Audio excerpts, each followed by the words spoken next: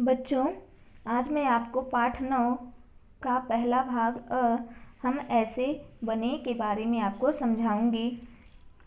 इस पाठ में संयुक्ताक्षर कैसे बनाया जाता है उससे संबंधित जो विवरण है वो दिया गया है। संयुक्ताक्षर क्या होते हैं?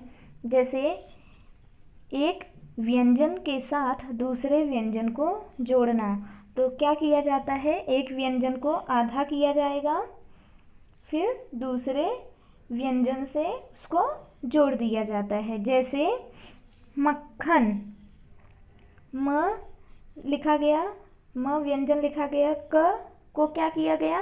आधा, आधा क, फिर पूरा ख, मक्खन। तो क ख, क जो है आधा, जो क है और ख, ये क्या है? संयुक्ताक्षर है।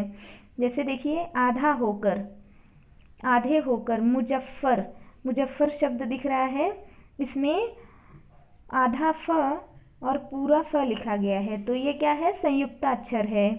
हल लगाकर, हलंत लगाया जाता है। विद्या, देखिए द के नीचे हलंत का चिन्ह लगाया गया है, तो ये संयुक्ताक्षर है। पाई हटाकर, विश्वास, आप सभी को पता होगा श कैसे लिखा जाता है। श लिखा गया है, उसके बगले पाई लगी होती है, एक लाइन खींचा रहता है, तो इसमें एक पाई को हटा दिया गया है, तो क्या बना है? विश्वास।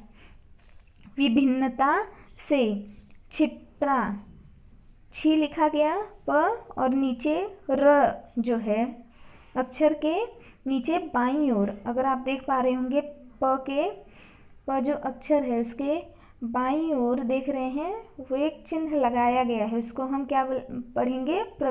तो छिपरा। इस तरह से संयुक्ताक्षर बनाए जाते हैं। अब मैं आपको आगे बताती हूँ।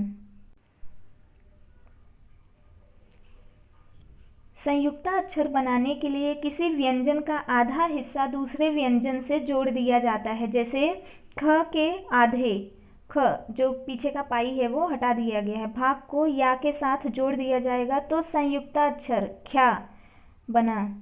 ठीक, इस संयुक्ताक्षर का उपयोग करके ख्याल शब्द बनाया गया। क्या? आधा ख या लगाया गया ल, तो क्या बना? संयुक्ताक्षर। संयुक्त मतलब जुड़े हुए, संयुक्त मतलब जुड़े हुए, तो एक व्यंजन दूसरे व्यंजन के साथ जुड़ा रहेगा, तो उसे हम क्या बोलेंगे? संयुक्ताक्षर। ठीक, व्यंजन को आधा करने का तरीका क्या होता है? पहला है आधा होकर, आधे होकर आधा किया जाएगा। क और फ व्यंजनों को आधा करने के लिए इनके आगे का मुड़ा हुआ जो भाग है उसको निकाल दिया जाएगा। जैसे क का आधा भाग, क देखिए जो पीछे आप मोड़ के लिखते हैं उसको हटा दिया गया।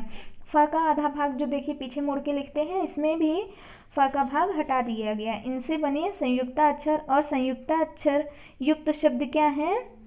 क आधा ख मक्खन, आधा फ त दफ्तर बना।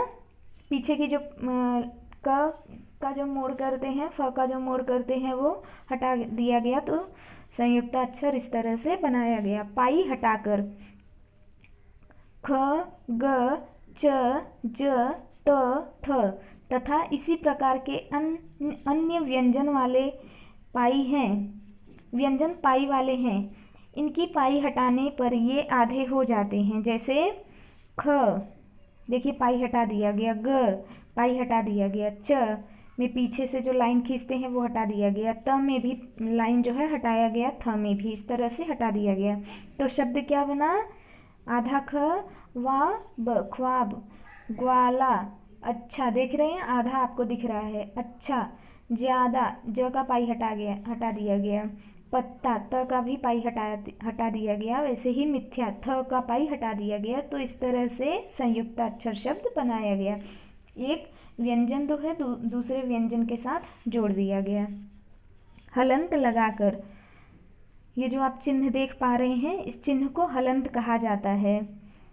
तो छ ट ठ ड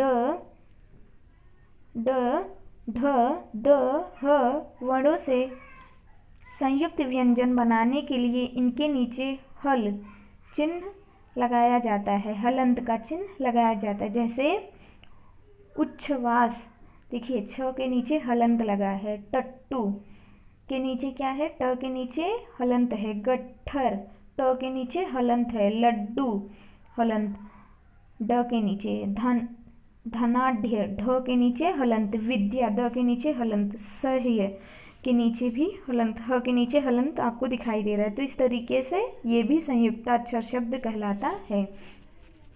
र से संयुक्ताक्षर बनाना। अब हम देखते हैं कि र को जब भी हम देखते हैं तो उसमें अलग अलग तरीके के संयुक्ताक्षर हमको दिखाई देते हैं। र को 3 प्रकार से आधा करके संयुक्ताक्षर बनता है। पहला, अक्षर के नीचे बाईं ओर ये जो चिन्ह है इसको लगाया जाता है तो क्या बनता है, क्रम, व्रत, प्रिया। तो इस तरीके से जो शब्द हैं वो बनते हैं। दूसरा, अक्षर के ऊपर रेफ लगाकर, जैसे सर्द, फर्ज, दर्जी आदि। कुछ अक्षरों के नीचे ये जो चिन्ह आपको दिखाई दे रहा है इसको लगाया जाता है तो संयुक्ताक्षर बनता है। जैसे आप शब्द देख सकते हैं, ट्रक, ड्रम, मेट्रो।